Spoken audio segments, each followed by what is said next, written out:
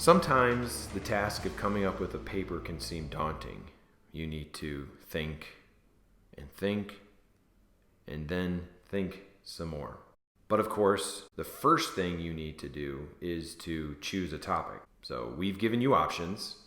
So let's pretend that the options that we gave you were these: a dog, radioactivity, cats, death, aliens, love, science. Since there are lots of dogs and cats in Istanbul, why don't we talk about dogs and cats? I want to compare and contrast dogs and cats. First, I need to read. But then I can't just read and then write my paper.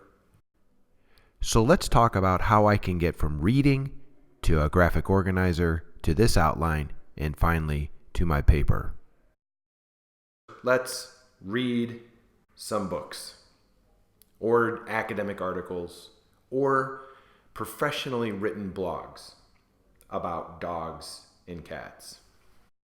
When we read about dogs and cats or cats and dogs, we see ideas in those texts. Many ideas. Ideas then that we can use to write our papers. We see these ideas and then they spring from the books. But these are not organized.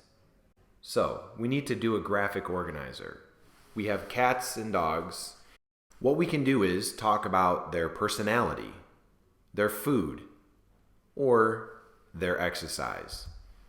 There are many ideas that we gain from our reading, but we don't need to use, or we can't use, all of these ideas. And so the idea then is to organize them. And this is how we're going to organize them. It might look like this: dog's personality versus cat's personality.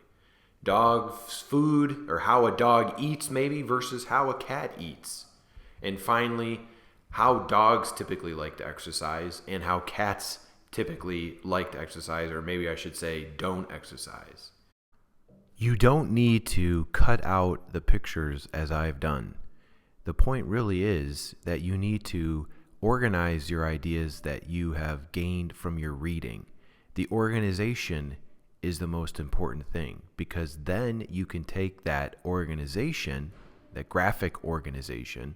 This is an outline of what I've just shown you in a graphic way, in a picture way.